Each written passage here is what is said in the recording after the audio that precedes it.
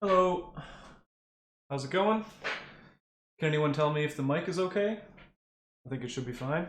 We've got a few viewers out there. Sweet, thank you very much. How was everyone's weekend? Feels like it's been forever since there's been a class. It's really weird to start out a year on a Thursday like that. Awesome. So, let me show you this. All right. So, last class, I didn't really get into this. I forgot to show this up, but this is going to be the kind of tentative schedule for the rest of the year. So I posted this on D2L. Hello to everyone saying hi in the chat. So last time we went over Intro to AI. Today we're going to be talking about agents and environments, and I'll get to that in a couple of minutes. But this is the tentative schedule for the course. We've got 5 assignments, which I talked about last time. And so here I've kind of listed the dates on that I think that those will be given out and that those will be due. And so over here I'll just make a note, due at 11:59 p.m. So all the assignments in the course will be due 11:59 p.m. on the date that it says that they're listed, okay? So we'll have a D2L Dropbox, and you have to have it submitted by then. Now, if you don't have it submitted on the exact minute, then you're not like going to get a 0. But if you have to send it to me afterwards, then there will be like at least 10% taken off. Okay, even if it's 1 minute, I know, but you know there has to be a due date at some point. So usually what I've done is if it's late a little bit, then it's going to be 10% off, and that goes up and up and up as it's more late. So if we look here on the schedule, this is kind of color-coded. So the blue dates here on the schedule are the days that assignments are being given out, okay? So here we can see that on Thursday in 2 days, we are going to be giving out assignment 1. So we'll be talking about assignment 1 as well as problem solving, all right? So every assignment will be talked about in class. So I'll tell you exactly what you have to do for the assignment in class. Assignment 2 will be given out 12 days later. We do not have a lecture on the 13th. So if you show up and I'm not here on the 13th, it's because that's the midterm break. The third assignment will be given out on the 15th. Then we have a midterm on Tuesday the 20th. And then assignment 4 will be given out on the 29th. And assignment 5 will be given out on the 17th of November. So I do not schedule the final, so I don't know exactly when the final is yet. I'm not sure if there's a schedule out by the university for the final, but I don't know when that's going to be.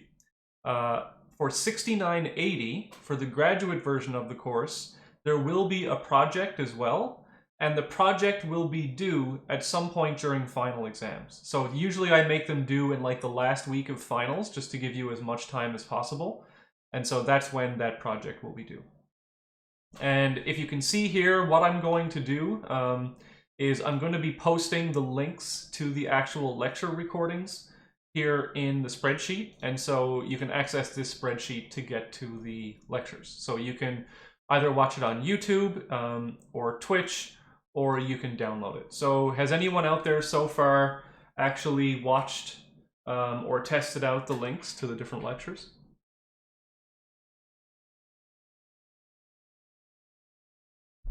They work for me, but I just want to make sure that they work for everyone else as well. All right, cool. So someone has. That's nice. The second thing I wanted to do was go over... So I don't want to really give out the link to this to outside people. There's not a real need for that, because I don't want all the lectures to be downloaded by everyone and completely destroy our university's bandwidth. Okay, perfect. The second thing is I didn't go over last class the responses to the survey, and I wanted to do that real quick. I did it in 4300, so if you looked at 4300, then I did that, but I just want to do it again for 3200. So let's just go over those questions now.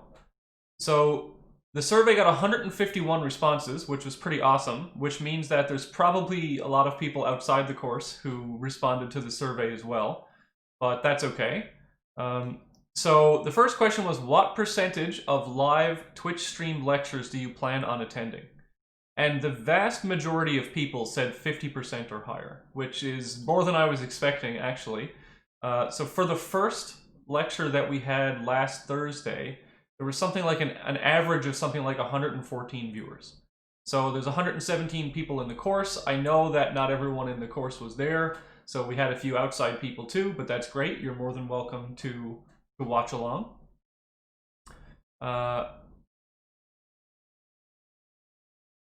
Yeah, so some people have attended the 100% of the lectures so far. Let's see if that keeps going up.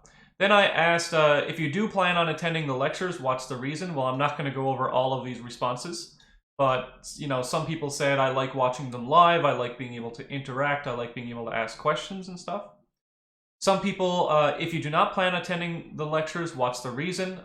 So for example, some people said their schedule, the recorded lectures allow them to like go to work and attend other classes that might be conflict and stuff, so that's fine, that's a valid reason. If you do planning on attending the live Twitch lectures, do you plan on interacting with the chat? So 80% of people said yes, but that's definitely not true. I haven't seen 80% in the chat, so the 80%ers can spam the chat with something if they want to. What is your preferred way of watching recorded lectures? So 50% of people said YouTube, almost 20% said Twitch VOD, 9% said video download, and 26% said D2L video stream. So just to let you know, I am not putting the lectures on D2L video stream, and the reason for that is because the D2L stream, A, it has a few bugs in it, and B, it only allows up to 720p. And so if you absolutely can't watch YouTube or the Twitch VOD, then again, in the spreadsheet here, you can download it. I don't know why that got bigger all of a sudden.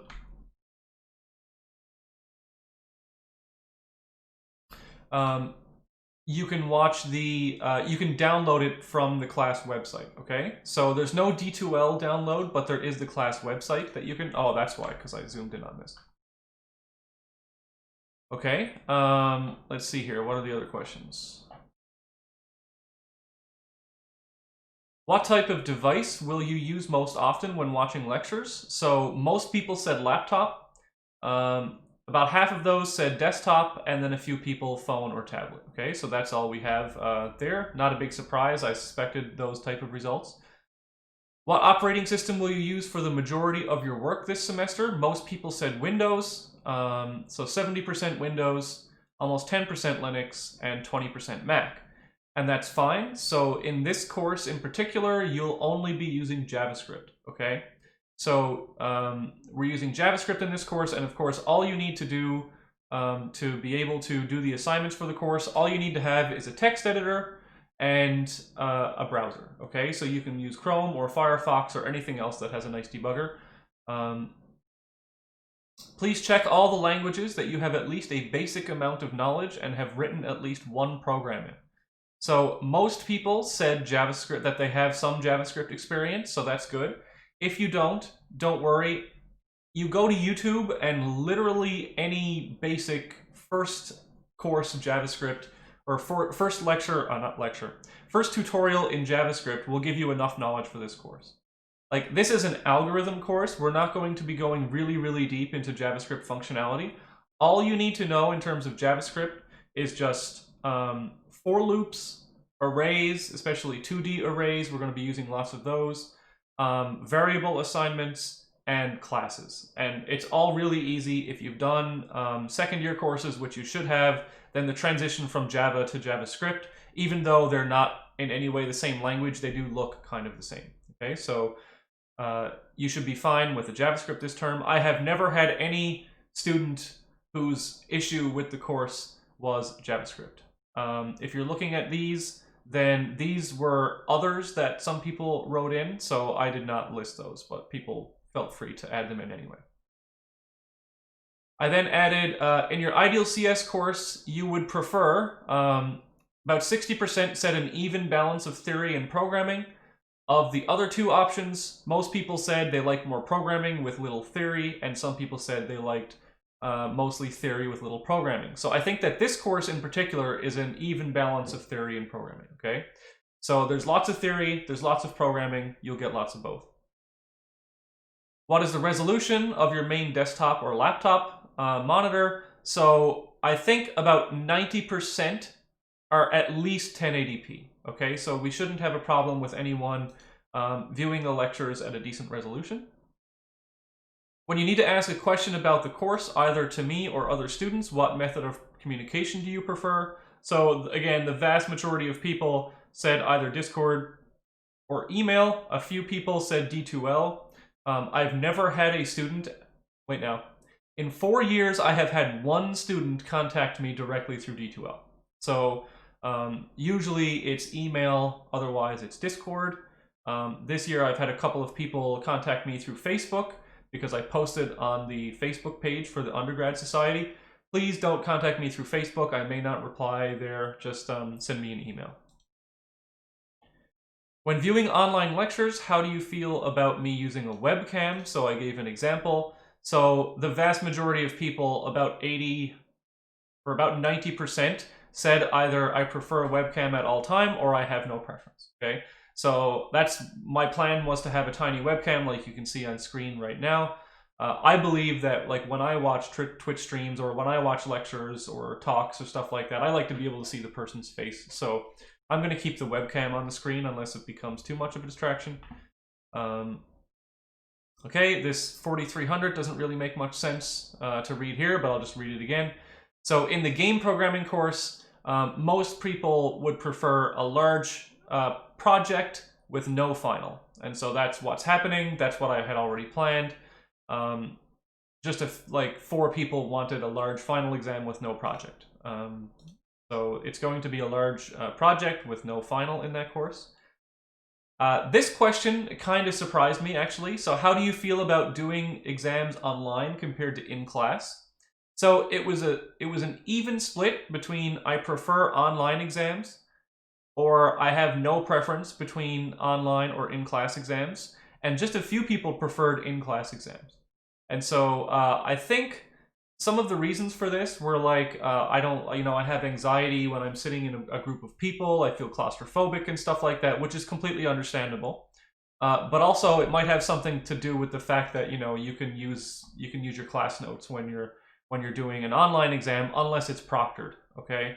So what I'm going to be doing for this course is that there will be an online exam, but it will be open book, but the open book won't help you, okay? I'm going to be asking questions that the answers are not in the notes. You need to understand everything in the notes to answer the questions, but there won't be like direct answer. Like you won't be asked a definition of something that is like right there in the notes. Then I asked, how much work do you expect an online class to be in comparison to a normal semester? Most people said equal amount of work. I agree with that. Few people said less, some people said more. That's pretty expected results. How do you feel you will deal with learning the material during an online class this fall? So most people said that they think it's going to be harder than learning in class, and that's understandable as well. I probably would have said that as well, but I think that in computer science, at least for this course, we're in kind of the ideal situation, right? Where I can present all the stuff here. There's not a lot of stuff other than maybe like coming to my office and being able to talk to me in person. There's not a lot that we're missing out on. There's the interaction can still happen via the Twitch chat live, but of course that's not as good as in person. But I don't think it should be too much harder. There are some people who think it will be easier, and that's because they prefer to learn on their own. And that's fine. I'm usually kind of like that myself. I like to just watch the recordings and YouTube videos and Stack Overflow and kind of learn on my own as well. Then I asked, how stressed or anxious or worried do you feel about this fall's online semester compared to a normal semester? So normal being anything but COVID year. Most people feel a little bit more worried. And to those people I say again, I completely understand, but we're going to be taking it slow. We're going to, all of our lectures are going to be online. You can interact, etc. The majority of the rest said they had the same feeling, and some people said they were less worried. So it's cool to see that, there's not all people are the same. There's a good variety of responses. And also, how do you feel about me incorporating my pets into the lectures? So we haven't had a ton of pets yet. I'm still working on those scenes and stuff. So a bunch of people said more pets. Most other people said an average amount of pets, and then we have a couple of no petters here. So for example, I have a business meeting scene here with one of my ferrets up there, so we'll keep that on the screen for a second while I do the transition into the other stuff. So I'm just looking at the chat here. Someone said, probably not at the class, said, are you guys from the same school? Yes, so this is a course from Memorial University of Newfoundland. It's the largest Canadian university that is east of Montreal. So, about, I don't know, like 22,000 students, something like that.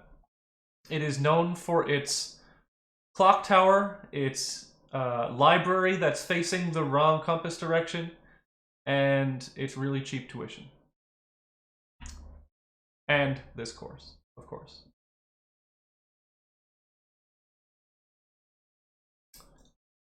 All right. Yeah, lots of asbestos as well. So, if anyone has any questions about that stuff, we're just about to go into the PowerPoint slides. Yeah, so the library, I think, I've heard this from someone where the library was supposed to be facing a certain direction to get sun during a particular time of day, but they actually put it in the wrong direction. Now that's probably just like a Newfie joke, but I don't know. How about this one? I'll use this one for a little bit. Someone says that the library is sinking. I don't know about that. I haven't heard that, but I'm also not up on my library lore. Yeah, it's kind of, I guess the one good thing about this term is you can nap whenever you want, right?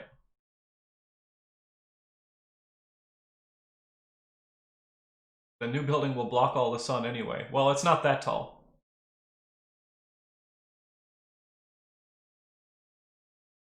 It'll block like the first hour of sun, maybe. All right. So let's get into lecture 2. Lecture 2, so this is on agents, actions, and environments. So this is where we start the learning for this course, right? We talked about what is AI last time, and sort of the philosophical aspects of AI and what AI can do. But now we're actually going to get into like the meat of the course.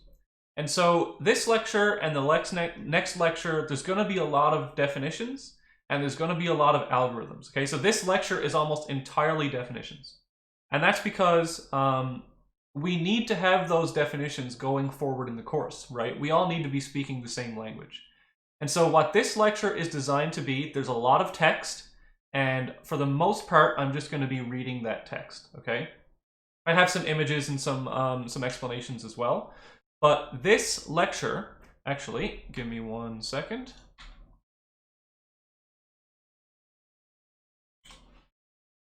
There is no problem solving in search in this lecture, but just let me give a couple of examples of this. So I'll switch back to the full screen now. I don't need to have this, this scene up anymore. So just some notes about this lecture, okay? So this particular lecture is probably the most dense lecture of the course in terms of just definitions and terminology. So there's a lot of definitions and terminology. Don't worry if you don't understand completely, like live as I'm going through the lecture, okay? So things will be reiterated in later slides. We'll be talking about these definitions, we'll be using them throughout the course, and they'll be second nature to you pretty soon, okay? So if this seems to go by a little bit quickly, or if you don't understand right away, then you can just go back, you can watch the video, as someone is saying in the chat, praise the VODs. So VOD is video on demand, right? So you can go back and watch the lecture, or you can just refer to the slides. If anyone tried downloading, so the website is accessible. You can download the lectures, you can download the slides as PDFs. So these slides, as I said before, are designed to be a reference going forward in the course. So later on in the course, if you're unfamiliar with these terminology, you can come back to this lecture and you can look at them there. Okay. So first of all, probably most importantly, what is an agent? Okay. So an agent exists in a specific environment, and whenever you see these terms in red, then that means that these are really important terms, and it's kind of like the main point of the sentence or the slide. So the agent is the entity for which we want to make decisions and take actions. In most cases, the environment defines a problem, while the agent gives a solution. So there are many, many different types of agents. So on the website, the lectures, if they're not posted yet, then I will post the PDFs after this. Some people said they can't find them yet. They're only available to students registered in the course at the university. If you are not a registered student, then you can refer to the Twitch VODs. So there's many, many different types of agents. So for example, one that many people might be familiar with is a Roomba. Right? So a Roomba is an agent, and the environment is your house or your apartment or your floor, right? So the Roomba is the agent. It makes decisions on where to go to try and clean, and then it takes actions to move around that environment to try and clean your floor, okay? So that's one example of an agent. Another agent that's a little bit more complicated is Spot. So this is a robotic dog that was created by Boston Dynamics. Boston Dynamics is a really famous robotics company. So let me play that again. So this robot here, for example, can grip a doorknob and turn it, and it can do lots of other cool stuff as well. So that's an example of an agent, and it's in the environment, which is this building, and it's going to have some task that it's trying to accomplish. Here's another example of an agent. So this problem, this environment, is called a balance cart problem. So in this problem, there's a cart on wheels, and it can move back and forth left and right. And it's got this pole that's on kind of a swivel, right? And so it's trying to move back and forth in order to keep this pole balanced for as long as possible. And we'll actually look at this problem a little bit more later. And so in this situation, the agent is the cart, right? So the agent is trying to make decisions whether to move left or right in order to balance the pole properly, and the actions that it takes are to move left or right in order to try and balance the pole and keep it upright. Sometimes when we're talking about agents, it might not be super clear what we're talking about. So for example, if we're talking about a board game like chess here, then the agent that's making the decisions is going to be the player, okay? So here, the agent is the player, not the actual pieces on the board, okay? So the agent is going to depend on the problem. So for example, if we're trying to make an AI system that controls Mario, for example, then Mario might be the actual agent. Or if we're trying to control the Goombas, then the Goomba would be the agent, okay? Or over here on the right-hand side, maybe we're trying to control the dragon here as it chases Mega Man, right? So what the agent is going to depend on the problem. And so we'll go into a little bit more about problems and stuff and problem solving in the next lecture. Okie doke. So an agent within an environment will take actions to achieve a particular goal. So the agent perceives its environment somehow and makes a decision about which action to take. The agent takes its actions, which changes the environment somehow, and then the process repeats. So within that, artificial intelligence, the whole point of this course, is the algorithmic discipline of making these decisions more intelligent, okay? So if we go back here, let's say to the cart balancing problem, then intelligent decisions will be trying to, sorry, my phone alarm just went off, trying to make intelligent decisions that keep this thing balanced. An intelligent decision in chess would be one that actually wins the game for you, right? An intelligent decision in Mario is one that gets you furthest to the right. So in artificial intelligence, it's our job to essentially write an algorithm or write a function that makes intelligent decisions for an agent in order to achieve its particular goal. So to look at this a little bit more visually, let me get my, my pen up here. So we've got an agent that exists within some environment, okay? The first thing that's going to happen is that the agent is going to perceive its environment. So what does my environment currently look like? Then it's going to take some sort of action. So we're going to take this action. That action will change the environment somehow. So, you know, I was standing in one position and now I'm going to be standing in another position, or maybe I pushed over a garbage can or I threw a ball or something like that. So my actions are going to affect the environment. And now that the environment is in a different state, then I'm going to take a new observation of my environment, okay? And now I have a new belief of how the environment looks. And so then I'll take a new action that'll affect the environment, and then I'll make a new observation. And so this cycle repeats and repeats and repeats until either some goal condition is met or some time limit has been met. So, agents, how do they actually make an observation of their environment, right? So, an agent is going to perceive its environment somehow through its sensors, okay? So, for example, if we're using a robot like Boston Dynamics, then that robot might have a number of different sensors which allow it to gain information about the environment. So, for example, it might have a camera that it could get visual information about the environment. It might have a laser which allows it to, say, scan for distances or something like that. It might have a sonar which could tell it like if things are moving in the environment. If you're a human, you have 5 senses, so you can see things, you have sight, and watch me forget the senses. So you have sight, you have hearing, you have touch, you have taste, you have smell. Sight, hearing, touch, taste, smell, right? So those are the 5 senses that you can interact with your environment with.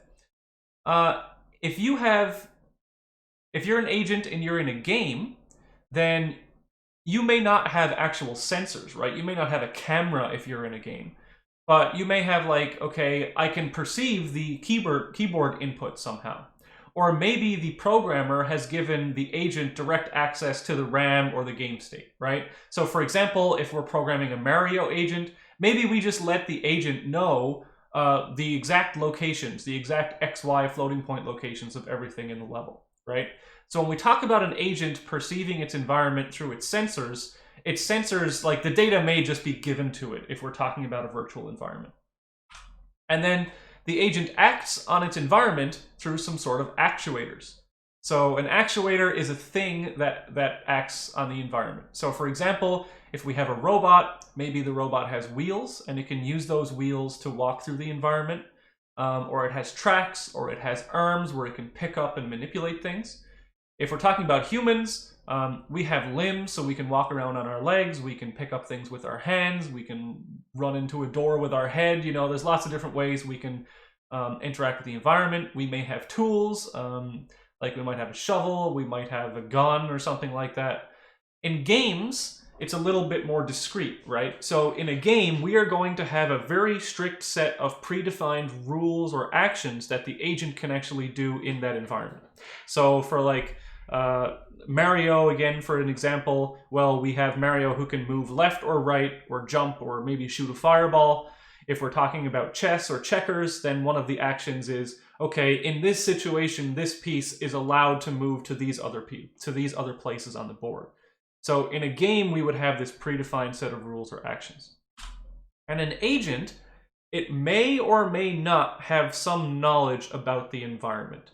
So for example, it might know the rules of the game. It might not know the rules of the game. So you can picture, if we're teaching a robot how to play chess, right? If we give it the rules of the game, then we can say, okay, you can move your piece here. But if it doesn't know the rules of the game, then it might just like yeet the board onto the floor, right? So you could just picture the problem being a lot harder if you don't give the agents knowledge about the environment, right? It just may like move pieces randomly to try out different things.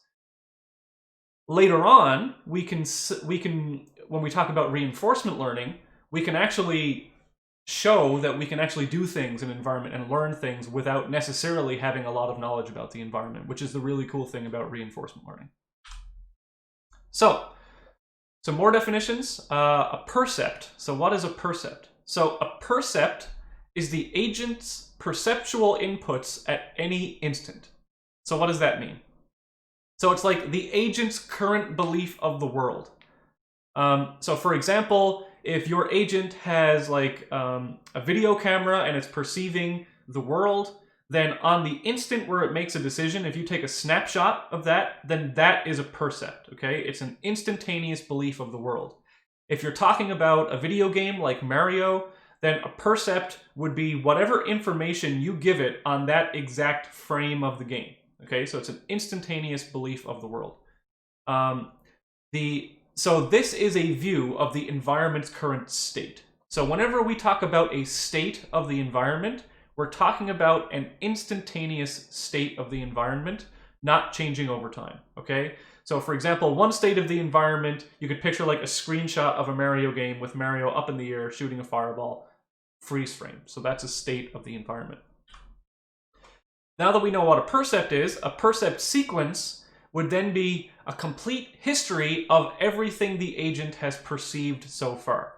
So picture that the agent has memory and it has perfect recall of its sequence of percepts, then that is the percept sequence, okay? It's a complete history of everything that the agent has perceived so far.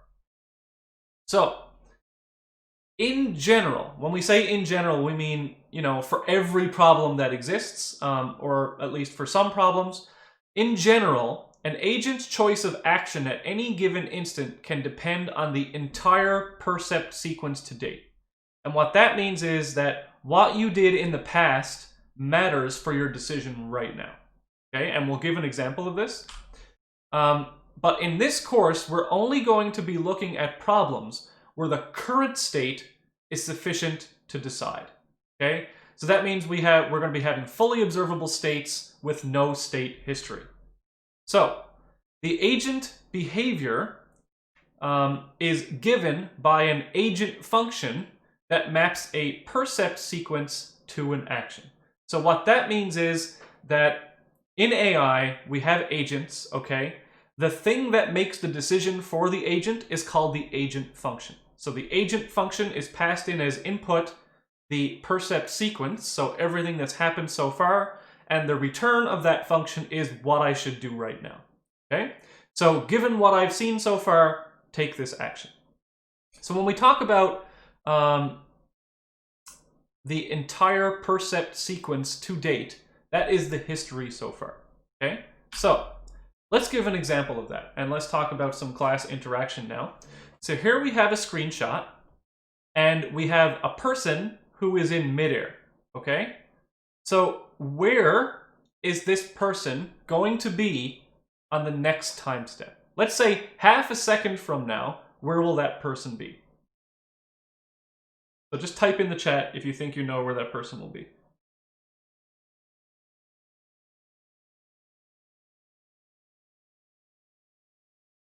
All right. Someone said water. Someone said down, I hope. Someone said a few minutes later. Gravity is going to pull them down, lower in the air, close to the water, in the water, hopefully not the rock, down and to the left. Okay, so you all just made a bunch of assumptions, right? And your assumptions were guided by your knowledge of what you perceive to be this environment, right? It looks like, now as a human, it's very unlikely that this person arrived at this state. So this is a state, okay? Because it's an instantaneous percept. It's very unlikely that they arrived at this state by anything other than jumping from above, right? Because of gravity acting downwards. But it is possible that this person has a trampoline down here somewhere, right? That we can't see. It's possible. It's unlikely. And maybe they're jumping back up. Right? So maybe they're going to be up here. Maybe they're going to be down here. We don't know for sure. And so this is an example where the current state is not sufficient to judge where this person will be. Not only that, but we don't know the exact speed of this person, right? So in 1 second they might be here, in 1 second they might be here. We're not sure yet. Did they jump from here? Did they jump from here and they're just arcing downward? Did they jump from here? Did they jump from a helicopter? We don't know, right? So we don't know any of that. So in order to make a decision about this particular example, we need to have the per set sequence, all right? We need to have the entire history. Okay, so just be aware that if you just see a screenshot of something, that is a single state, okay? So in general, problems, especially involving robotics and the real world, are going to require this entire history to make the correct decision. So let's say the problem is we are a firefighter robot, and we're trying to place like a sheet for this person to jump in, or we're trying to, or if they're jumping and we want to save them, we'll place something very soft underneath them, right? In order to solve that problem, we actually have to have the entire history up to that point. However, there are other games and other situations where all we need is the current state, okay?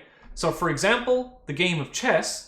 So this is a state of a game of chess. A state meaning a configuration of the environment at any instant. Now, this state of the game is sufficient to make the optimal decision in chess. It actually doesn't matter what sequence of moves brought us to this point.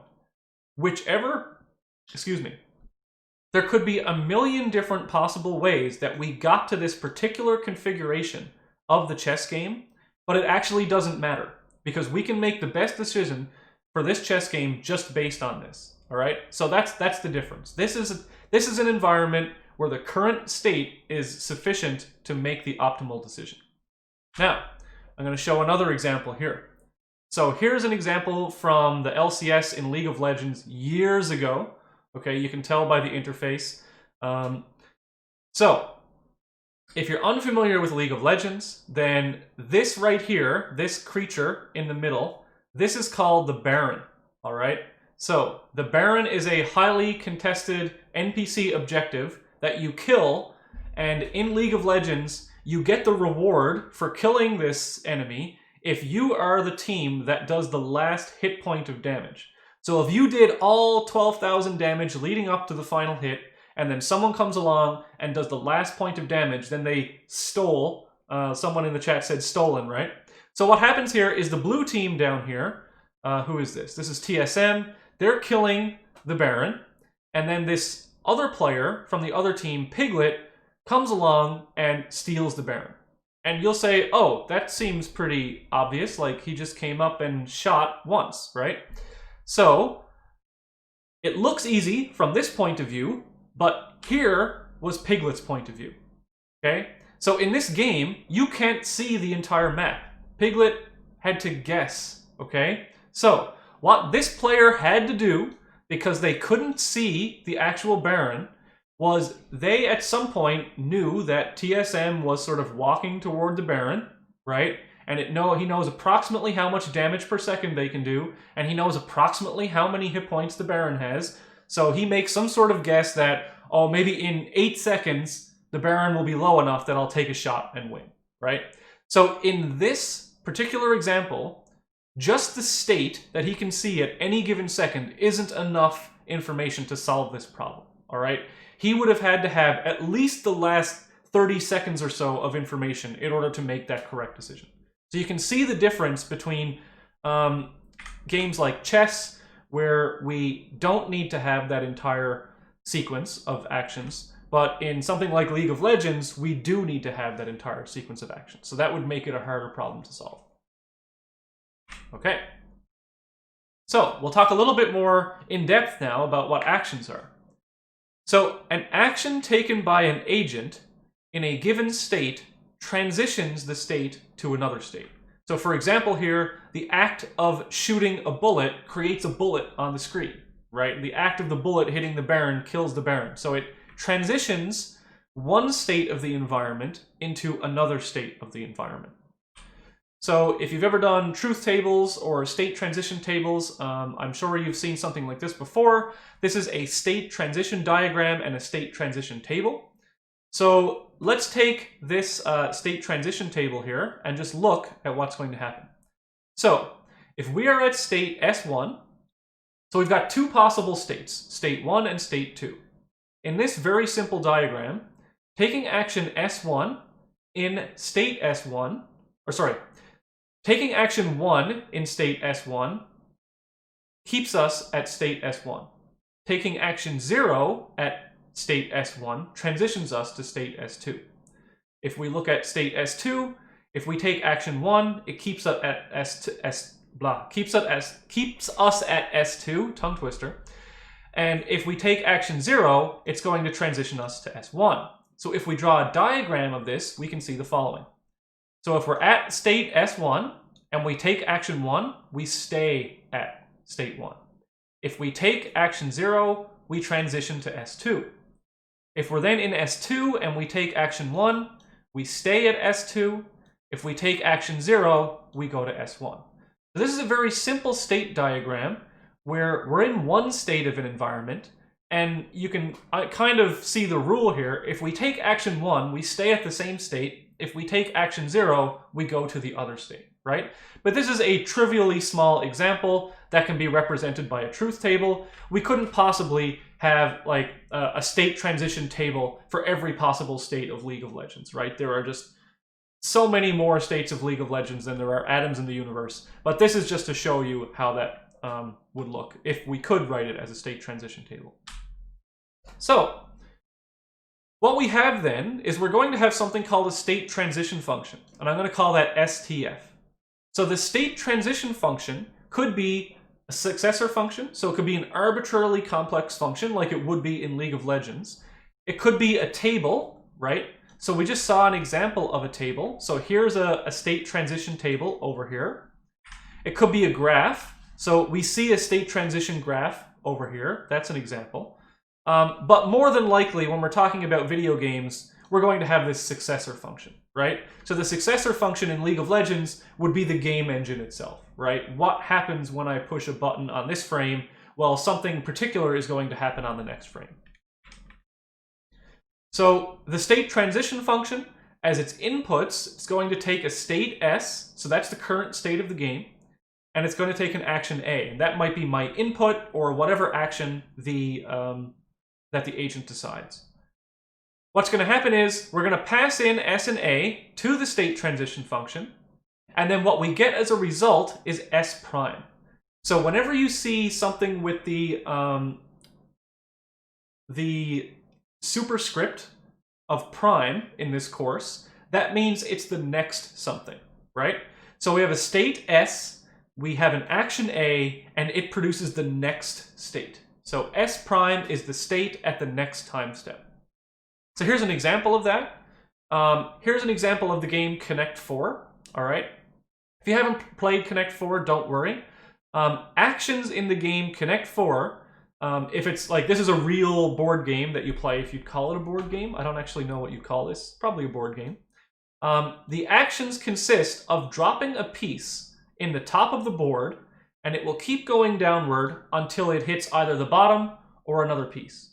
So for example here, if we dropped a piece in this slot as our action, if we dropped a yellow piece down, then it would travel all the way down until we got this state. Okay, so we'd see a yellow piece right here.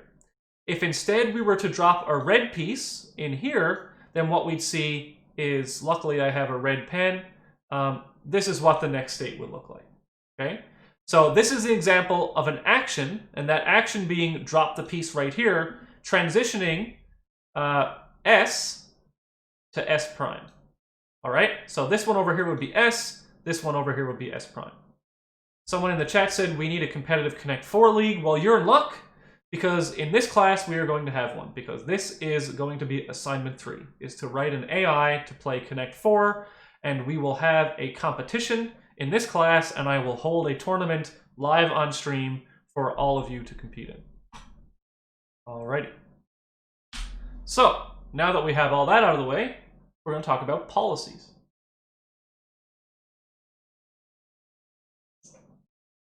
Okie doke. So a policy is a mapping from all possible states to actions. Okay, and you'll understand what this means in a second. So a policy, this is supposed to be pi, okay? So you've probably seen pi written as this, but my terrible PowerPoint font has it written as this. So we're gonna have a policy, we're gonna call that pi. So wherever you see pi in this course, that's a policy. We can also have an optimal policy, and we'll talk about what optimal policies are, but optimal things in this course will have the star superscript. All right, so policy is a mapping from states to actions. In general, this mapping is an arbitrarily complex function, okay? So if we look at policy as a function, then as an input, it takes a state S, and as an output, it gives us an action A. So given that we are in state S, here's the action A that we would perform at that state. So a policy can be implemented a number of different ways.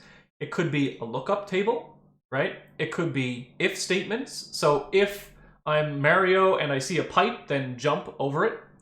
It could be an arbitrary function, okay? It could be something as complex as a neural network. But a policy is just a mapping from states to actions, okay? So here's an example of a policy.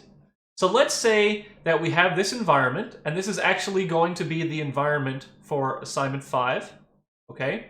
And in assignment 5, we will be computing the optimal policy using reinforcement learning. But you don't need to know all that right now. All you need to know is this is a 2D array representing the policy for a given environment. So in this environment, white squares or blank squares are ones which you can move through. The darker squares are walls that you can't move through. The green squares here, these are goals. So your goal is to get to one of the green squares as quickly as possible. And so this here represents the optimal policy. So what these arrows mean, coming from the middle and moving outwards, there's no chevron at the end of the arrow, but it essentially means if you follow these arrows, you will get to a goal as quickly as possible. So this is a policy. So for example, we have a state right here. So if you are the agent and you are at this state, you can take one of two actions with equal probability to get to a goal as fast as possible. So if you take the left action, then you'll be taking a path like this. You can either go left and up, or you could go left, up, left, or you could go up, then left. Doesn't really matter which one you take because the policy says you can either go left or right, okay? If we are here, for example, then we go down, right? If we are here, we go left. If we're here, we go left. And so this is an example of a policy. It's a visualization of a mapping from states of the environment to the actions that you should take in order to most effectively carry out your goal. Here's another example of a policy table in blackjack, okay? So I won't go over the rules of blackjack right now. I actually do go over them a little bit later in the course. But here's a table. So in blackjack, you have some cards represented by these, this column over here on the left, and the dealer has some cards represented by this row on the top, okay? So for example, if you have 7 in blackjack and the dealer has an 8, then your optimal action is to hit. If you have a 16 and your dealer has a 6, then you should stand, okay? So this is an example of a policy for blackjack. All right, so you can make policies for different games, and no, it's not free money, as someone said in the chat, because even though this is the optimal policy, meaning that you can actually compute the best thing to do in blackjack, you are still at a disadvantage to the house, okay? So people always say that they have these systems for betting in blackjack, and unless you're card counting, okay, so card counting is something different, which I may or may not get into later if people are really interested. If you are not cheating, quote unquote, and you play optimally, the house still has a 2% advantage on you. So you will win 48% of the time and you will lose 52% of the time. All right? So if you play for long enough, you will always lose money in blackjack. If you win money, as soon as you start winning, you should leave. And that's the only way you win money at blackjack. All right. So, and feel free to ask any questions about this. Now we're going to talk about rationality. This is when things start to get kind of cool philosophically, at least for me. So, a rational agent is one that does the optimal action for every possible state. Okay? So, rational means it's done all the logic, and given what it can see, it does the best thing. All right? So that's what rationality is. So what is an optimal action? We've talked about optimal things. What is optimality, right? What does optimal mean? Well, optimal means it makes the agent the most successful. And so in order to, like, what does that mean, right? So we've passed the buck, right? So we've gone from optimal to successful. But what does that even mean? Well, we have to actually define what we mean. So when we have an AI problem, we have to have a performance measure. So the performance measure is a very exact thing that measures how successful the agent has been, okay? And so this is very important. In any, and I do mean any, in any AI problem, you have to have essentially a number that you're trying to either maximize or minimize, right? I want the shortest path. So in a shortest path, the length of your path you're trying to minimize. If you're trying to get the high score, then the amount of score you're trying to maximize. Now you may look at an AI problem like, for example, facial recognition, and say, well, what's the performance measure there? Well, the performance measure there in facial recognition would be your error, right? So how many times did you guess the right face correctly versus incorrectly? And so there's lots of different types of performance measure, and we'll be going over a number of them in this course, okay? But the important part here is that AI is not like a magic thing that just knows what to do. You have to tell it exactly what to do, okay? So, a rational agent then has an optimal policy, right? If it always does the right thing, then its policy must be optimal. But keep in mind that it's optimal within its level of knowledge, and I'll talk about what that means in a second. All right, but first let's talk about performance measures, and let's get this out of the way. So a performance measure is the criteria for success of an agent, right? If we want to write a successful agent, then it has to do well within some performance measure. It has to perform well. In a lot of places, this is also called an evaluation function. So here's a typical scenario. The agent is placed in an environment. The agent is going to perform a sequence of actions, and then those actions cause the environment to go through a series of states, right? So we're going to take an action, maybe we move to the left or right. Now we're going to be in a different position. Or we're going to shoot something, and maybe that brick breaks. And so if the sequence of states is desirable, the agent has performed well, and the evaluation is higher. If the agent hasn't performed well, then the evaluation will be lower, okay? So let's look at a very concrete, very, very easy performance measure. So this is Flappy Bird. Has anyone played Flappy Bird? I'm sure most people have. So in this game, you control this Flappy Bird, okay? So it's a bird right here, and you have a single button, which when you push the button, moves the bird up by a little bit, right? And your job is to fly as far to the right as possible. But the thing stopping you are these pipes. And so you have to fly through the pipes, or like you just saw in the example, you'll die, right? And you have to start all the way over. So the performance measure in Flappy Bird is essentially the x coordinate, or how far to the right the bird has gotten, all right? So in the game, it's actually like the number of pipes that you have gotten through. That is your performance measure. So anything that gets you through more pipes is better than something else that gets you through fewer pipes. So that's a very concrete example of a performance measure for Flappy Bird. Let's say we're talking about pathfinding now, right? So we're in a video game, or we're in a maze, or we are a robot, we have to have some sort of performance measure for how we want the robot to make the decisions to get to its goal. So here, for example, we're going to have a start location. So this is the start. And we have a goal down here. And so, for example, if our performance measure is the path length, and we're going to be looking at this in a lot of detail for assignments 1 and 2, then we want the resulting path for the shortest path will be this one, whether it's from the start to the goal or from the goal to the start, okay? So here we would count the distance that the path travels, and that distance is our performance measure. And the goal would be to find the path with the least amount of distance. We then look at another example, could be the pole balancing time in the pole balancing problem, okay? So in this one, again, we control this cart. The cart can either move to the left or to the right, and as it moves left or right, just picture, for example, you're balancing something in your hand, right?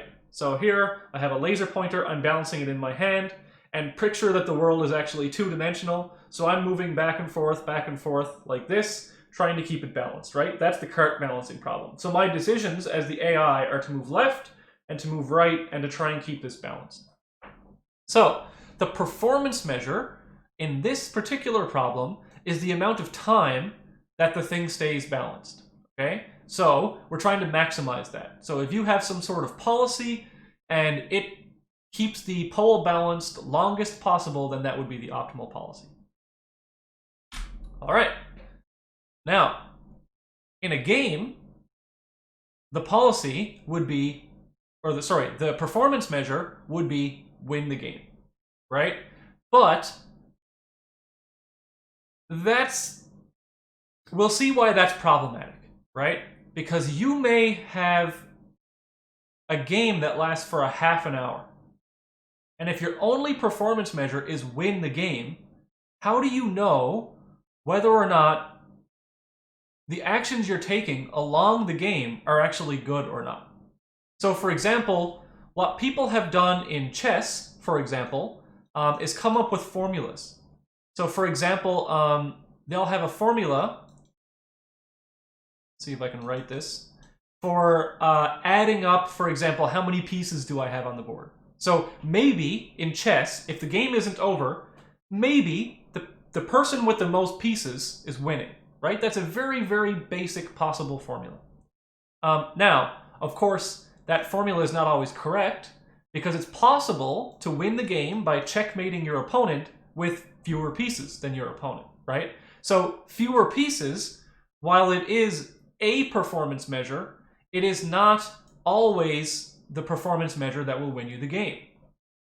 In a game like StarCraft, let's say that you're watching a professional game of esports, or StarCraft, or Counter-Strike, or something like that, or League of Legends. Typically, the person who's winning is the person with the most units left, right? If I have the bigger army, I'm probably going to win the game. But, I just lost the game. Sorry for anyone else out there who I lost the game. If you don't know what that means, don't worry about it. But if I have a larger army, right? If my army is bigger than your army, or this is smaller, I'm probably going to win the game, right? So here, maybe the Protoss, you can see here that many of the Zerg units have died. So me, as an expert in StarCraft, not an expert, but an amateur at StarCraft, I can see that the Protoss are in the Zerg base, and they are currently destroying the units, right? And so the Protoss is probably winning that game. But in StarCraft, the goal is to destroy all of your opponent's buildings. And so if the Zerg down here somewhere has like a hidden army of Mutalisks that just goes and wipes out all of the opponent's structures, then they could win the game as well. And yes, that's a base trade. So it's not always the case that the largest army wins the game, right? But when we're talking about games, winning the game is a possible performance measure. When we get towards assignment 3, we'll talk more about this. Well, just showing you that performance measures are sometimes hard to define. Okie doke. So rationality depends then on 4 things. It depends on, first, the performance measure that defines success, right? In order to be rational, we need to know what performance measure we have. Secondly, the agent's prior knowledge of the environment. Third, the possible actions that the agents can perform. And last, the agent's percept sequence to date. Okay, so in order to make rational decisions, these are the 4 things that we have to know. Alrighty. Now we come to omniscience. So omniscience is not, so rationality is not omniscience. What does this mean? An omniscient agent, omniscience is usually like, whether or not you believe in a god. When we talk about omniscience, if a god exists, it's probably omniscient, right? So it would know everything. So an omniscient agent knows a lot more things than just a rational agent. So an omniscient agent knows the exact outcome of actions. It knows the outcome of randomness. So if you have a die in a game, right? If you're rolling dice, an omniscient agent would know what the dice roll is going to be. It knows the entire state of the environment. So an omniscient StarCraft agent would know all of the units and all of their hit points and all of their placements of the opponent. An omniscient poker agent would know the cards that the opponent is holding, right? So here's an example.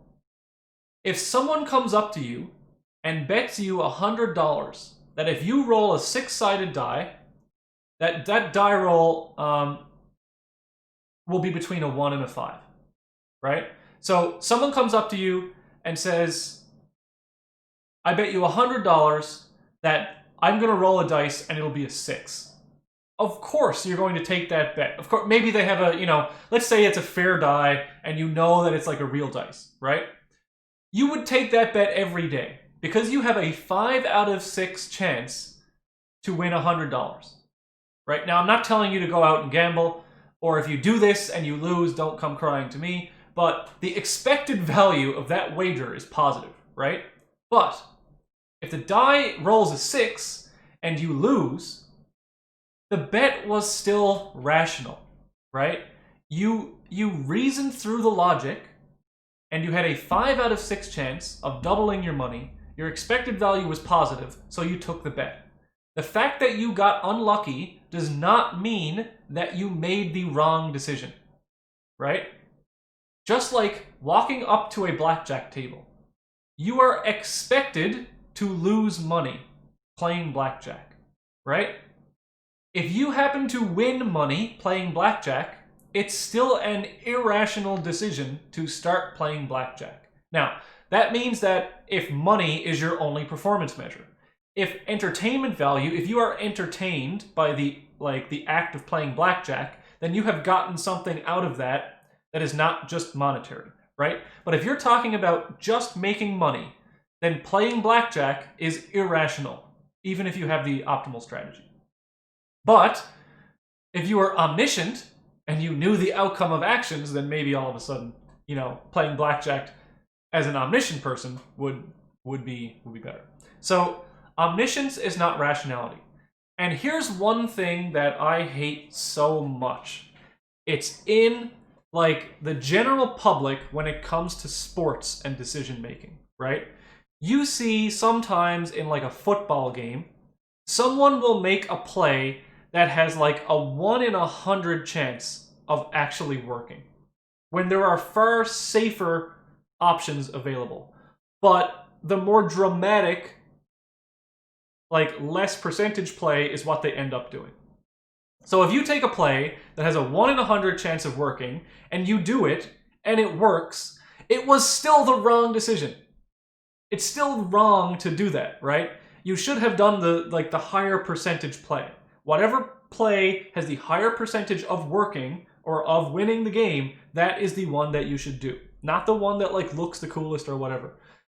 Similarly, there are some cases that I've seen where the coach would tell the players to do the correct thing rationally, but it doesn't work out. And then the media will jump on them and say, oh, what a stupid coach, it didn't work. No, it was still the right decision.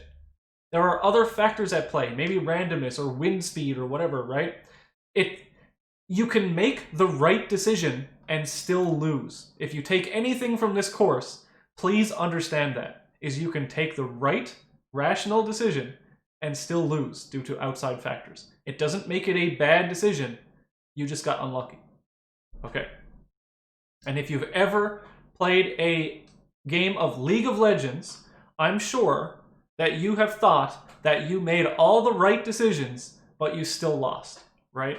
But that's not what I'm talking about. Okay. So now we're going to talk about environments.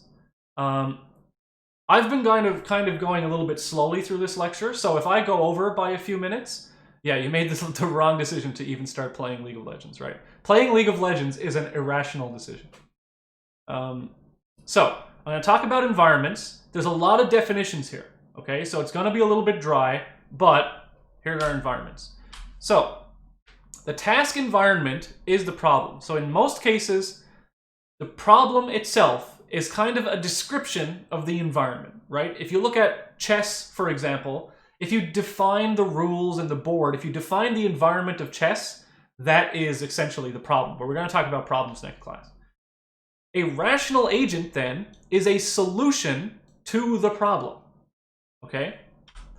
So the specification and properties of an environment greatly impact the design of a rational agent to act within it. And remember that a state is a particular configuration of a given environment. So environment and state are different. A state is a particular configuration of an environment. So chess, here we have a board, here we have the pieces, and we also have the game rules, right? So the environment of chess involves the rules and boundaries of the board. It involves the legal actions of the game. It has a starting state, and it has a goal state or a goal condition. That is the environment and problem of chess, okay? So over here, we see this is the starting state for a game of chess, right? It's a state. So this would be S. Later on, we will have another state, okay? And this is like some state, maybe 10 or 20 moves into a game of chess. So these are states of the game of chess. In chess, the agent can observe the entire environment. Okay.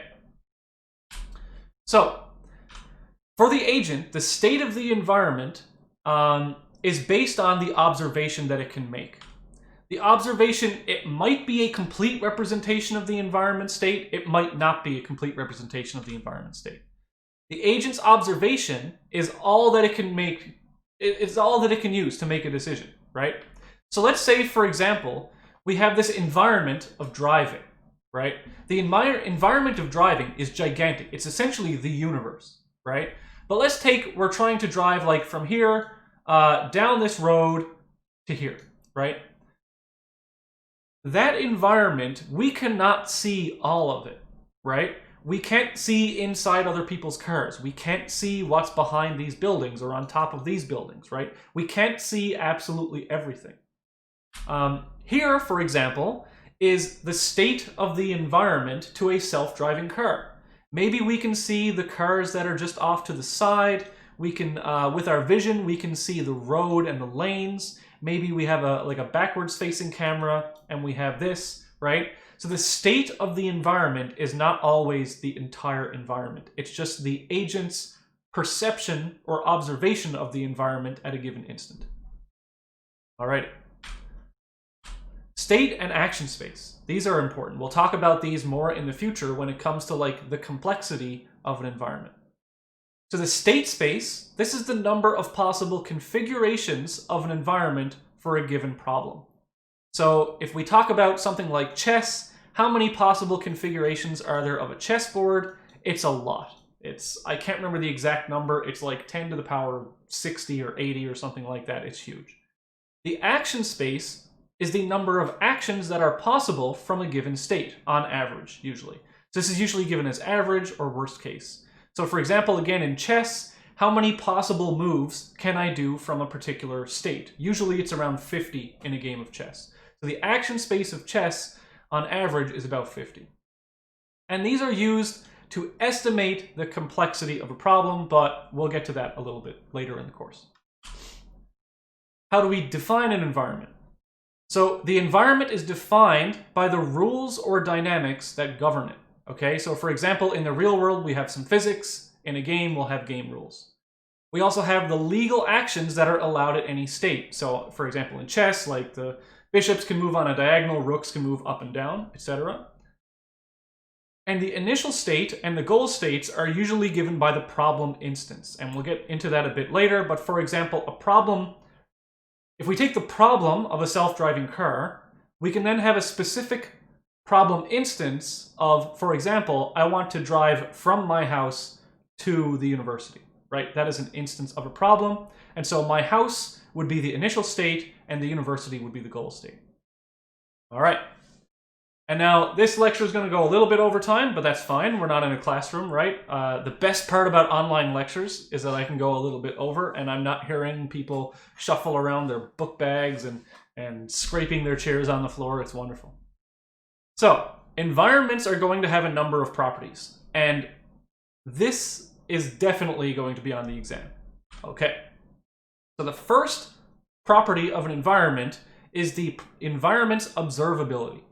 So, fully versus partially observable. In a fully observable environment, an agent's sensors give it access to the complete state of the environment at any given time, or the relevant part of the state for its actions. In a game, we'll call this a perfect information game. That means that we can see everything.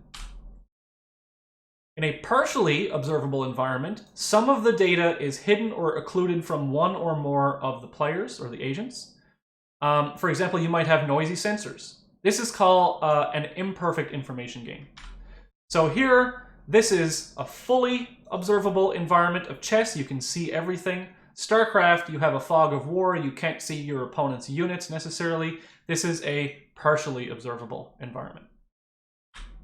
Next, we have deterministic versus stochastic. So a deterministic environment, the next state of the environment is entirely determined by the current state and the action of the agent. This means there is no randomness in the environment. So deterministic means no randomness. In stochastic, there is some uncertainty about the outcome of actions, or there is a random nature to the environment, okay? So there might be a dice roll, a card draw, etc. And think about this from the point of view of the agent. Does the agent know the outcome of the action? So in chess, all of the actions, this is deterministic because we know exactly the outcome of actions. In a card game or a game with drawing of cards or a game with rolling of dice, there is stochastic stuff, okay? Episodic versus sequential. So in episodic tasks, an agent's experience and actions are divided into atomic episodes. So the agent perceives the current state, takes an action, but the next episode does not depend on the previous. The next state doesn't even depend on the previous. This is actually pretty rare, okay, to find episodic tasks. In a sequential task, the current action will influence future decisions, and actions may have long-term consequences. So what the hell does an episodic task look like? Well, it's something like this, right? Let's say we're trying to recognize characters. So what character I thought that 7 looked like has nothing to do with what character that I thought the 8 looked like, right? So once I make a decision for one character, it is completely independent from the rest of my decisions. However, in a game like chess, when I make a decision and take an action, it modifies the environment, and then I actually have like that impacts future decisions because the environment is different. Dynamic versus static. So in a dynamic environment, the environment may change while the agent decides. So there's a number of different ways to define a dynamic environment. This is the one that I like. So the picture that the environment is continuously asking the agent what to do. And if you don't make a decision, the environment keeps going on without you, right? So picture this as like the real world. If you are standing in front of a moving train, the world is asking you what to do continuously. It's not like a game of chess where you have a certain amount of time to make your decision and you can take all the time in the world. No, this is a dynamic environment. The environment is moving whether or not you are acting. In a static environment, however, the environment changes only when the agent takes an action. And so decision-making time really doesn't matter. If we're talking about games, Usually what we'll say is that dynamic environments are in real-time games, and static environment are turn-based games. So again, I use I use StarCraft and chess a lot. StarCraft is a dynamic environment, because if you're stuck there at the beginning of the game just mining minerals, and I come in with my fleet of carriers or battle cruisers, right? The environment doesn't wait for you to make a decision. It's dynamic, it's constantly evolving. However, in a game of chess, your opponent can't do anything while you're acting, right? So this is static. Now, there is okay, you might say, what about the clock? Okay, so we're talking about a game of chess with no timer, right? If you have a timer, of course the clock is ticking whether or not you're taking an action, but let's just take that out of the picture for now. All right, another property is discrete versus continuous. So this distinction is applied at the state of the environment, not necessarily at the action part of the environment. So usually this determines the way that time is handled. So in discrete environments, there are a finite number of discrete states, and there's discrete sets of percepts and actions, okay? In a continuous environment, there's continuous time and actions. So just let me show you the example for this. So in a continuous space, like the real world, right? Whether or not the universe is actually discrete, we're not going to talk about that, but for all practical purposes, the real world is a continuous time space, right? You can take any unit of time and chop it up into smaller pieces. So it's also dynamic, right? Car driving is dynamic. It's always asking you what to do. In a discrete time instance, there is like, even if there's a clock in chess, right, it is chopped up into seconds or something like that. Or it's chopped up into turns, or in tricks, or in plays of the cards, right? So that's a discrete environment. Next we have single agent versus multi-agent. And I know there's a lot of properties, but many of these properties are very, very intuitive, right? In a single agent problem, there's one agent acting, right? So you could think of a single agent problem as like doing a Sudoku or doing a crossword. You are the only agent involved in that puzzle. Also pathfinding. If a robot is trying to get from a particular location to a goal and there's no other robots, then that is a single agent problem. Multi-agent problems, there are multiple agents acting together, right? And so a multi-agent problem could be cooperative, right? Or it could be competitive. So for example, maybe you have a multi-agent pathfinding problem where you're trying to get two agents toward a goal. Or you could have a cooperative thing like maybe a MOBA game or a CSGO or something where you have teammates. So here, this is a single agent pathfinding problem. So this is a single agent problem where one agent is trying to get from a start to a goal. And over here we have a multi-agent problem again with League of Legends where you have multiple agents interacting if we consider every character in the game to be an agent, right? Alrighty. Complete versus incomplete information. This one is actually pretty rare to find an incomplete information game. But in complete information environments, all of the game rules and physics are known to the players, okay? All of the possible actions are known. So again, this is a game like chess. I know all the rules of the game, all right? An incomplete information game, the agent might not know the rules of the game, right? Might not know the physics of the game. The actions might have to be discovered, right? So this could be something like the real world, right? We know a little bit about the physics of the real world, but we don't know like exactly what's happening. So if you're a robot moving around in the real world, I would consider that an incomplete information game. Okie dokie. So let's give some examples of this. Here's a table, and going from top to bottom, as we add more and more properties, or we give the sort of the harder of the two examples, we get harder and harder games to solve, right? So let's look at all these different properties. So if we take a game like a crossword puzzle, this is a sequential problem because every action you take affects later actions, right? If I put like this word down here, then there are now certain letters on the board which I can use for later ones. So crossword is sequential. It's a single agent problem. It's deterministic. I've never seen a randomized crossword puzzle. Imagine how frustrating that would be. It's fully observable, Okay, so you know all of the state of the puzzle. It's static, so it's not changing until you put something into the crossword puzzle. And it's also discrete, okay? Because there are discrete, finite amount of integer cells that you're putting things into. Now, let's change the number of agents from single agent to multi-agent. And we get a game like chess, okay? So again, it's a sequential problem. It's multi-agent because now you're competing against another agent who's the other player. It's deterministic still, there's no randomness in chess. It's fully observable, right? We can see everything in the game. It's static, so the board isn't moving without us. It's discrete, again. Next, let's add some randomness to the game. So we go from a game like chess to a game like backgammon. Okay, so in backgammon there are dice, and based on the dice roll, that's how many spaces we can move, our pieces.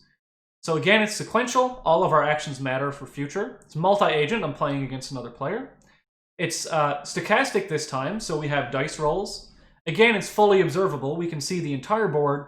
It's static. Nothing is happening until we take our move, and it's discrete. Then we move up to a game like poker. So poker introduces partial observability. I can see my cards, but I can't see what my opponent has, nor can I see what's in the deck, right? Maybe there's some face-down card somewhere. This is a lot of different... It's not just poker, it's almost all card games. You can't see the hand of your opponent, right? So now we have partial observability. It's also static, so it's not changing. Maybe there are some dynamic card games, but I can't think of one right now. And it's also discrete, right? So each card is not continuous, it's a discrete card with a particular value. Then we go from a static environment to a dynamic environment. So now we have like video games, right? Many video games are dynamic environments. It's actually board games and card games, it's much more of a limitation of the technology that they're not more dynamic, okay? I can think of at least one board game that is dynamic. Can anyone put in the chat the name of a dynamic environment board game? I'd be surprised. I have a couple in mind. Catan? Nope. You take your turn in Catan. It is not a dynamic environment. Well, technically part of the trading, other people could trade, but if you follow the rules where the person whose turn it is the only person who is allowed to propose trades, then Catan is static. Nothing is happening while you are making your decisions.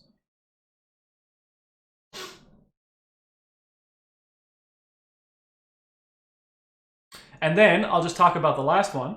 So if we then move up to like the real world, we introduce a continuous space, okay?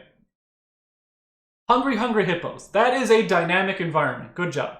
I don't know if it classifies as a board game, but Hungry Hungry Hippos is definitely dynamic, right? So the marbles are going around the board, and if you don't eat them, someone else will eat them. So there's no turn taking. So essentially, if you can find a board game where things are happening, right, and anyone can act at any time, then that's a dynamic environment. That was a good example. All right, so that's the end of the slides. I'm just going to stick around in case anyone has any questions for a few minutes, or if anyone else can come up with examples of dynamic board games. Now, I'm pretty sure... so I haven't played a lot of D&D. I wouldn't have said that it's dynamic. But let's see here. Let's go back to the beach. There we go. No, I like this one. Can anyone else come up with any, how about this? Who can come up with a static environment video game? Static environment video game.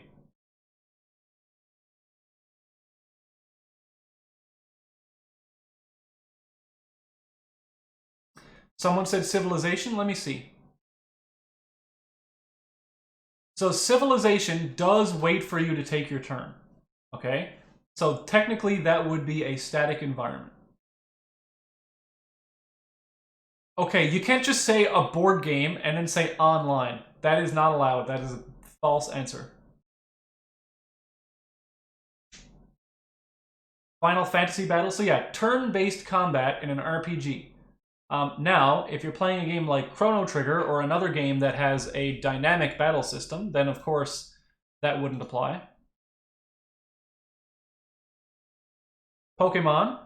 So Pokemon, yep. I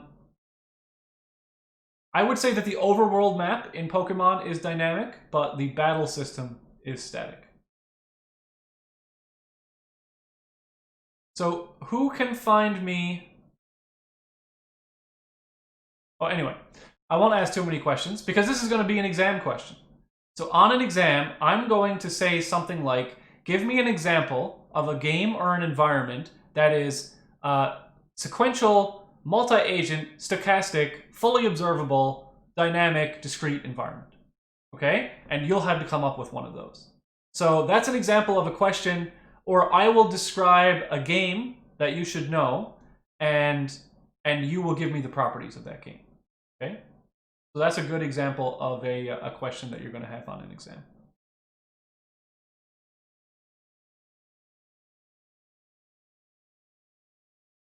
So gluten-free, you're probably not in the course if you're asking that question. That was discussed during the lecture, but you can feel free to watch the video for that. A static environment is a static game is one that does not, the environment of the game doesn't change until you take an action. So, how StarCraft is discrete. So, let me pull this back up here.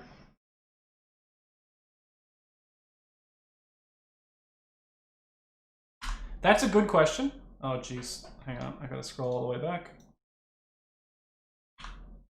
So, StarCraft, some people look at it as continuous, okay? This is one of these things that's arguable, but every frame, like StarCraft, the original StarCraft runs at 24 frames per second.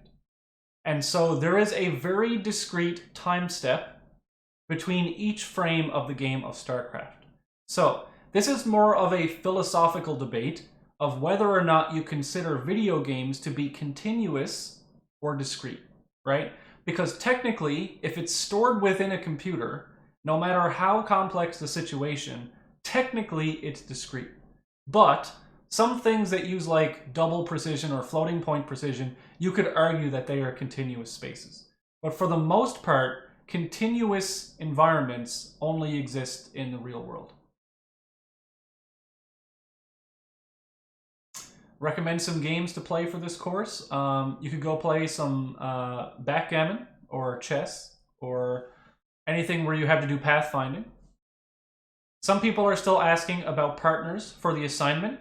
So what you should do if you want a partner for the assignment is actually, if anyone wants a really cool game to play, I'm typing it, Steven's Sausage Roll. If anyone can complete that game, I want to say that I'll give you a bonus mark in the course, but I'm not allowed. But I will give you a bonus mark on any assignment if you can beat that game. It's a really good puzzle game, and going forward in this course, you might actually be able to write a solver for that game using the techniques that we're going to be learning in this course. Yeah, so when it comes to partners for the course, please use the spreadsheet that I gave out. So I gave a spreadsheet, I linked it on D2L. What you can do is go to that spreadsheet. Now, don't just write your name there, okay? There'll be a list of names and a list of email addresses. Email someone that you see in that spreadsheet and say, would you like to be partners for the assignment? If they say yes, then that other person will remove their name from the sheet, okay? So if you were all rational agents, then there should be at most one name on that spreadsheet at any given time, right? And then whoever logs onto the spreadsheet will see that person's name and email them. Or I don't know, maybe there's someone in the course you don't like, I can't help that. But go to that spreadsheet and contact someone who's listed on that sheet. And if you still can't find someone, then write your name down on the sheet. And if you find a partner, then please remove it from the sheet. Or you can post in D2L. But if your name is on that sheet, then you're almost doing it wrong, right? You should be contacting other people who are on that sheet. But as long as there aren't any further questions, we're already about 15 minutes over time, so I'm going to stop it there.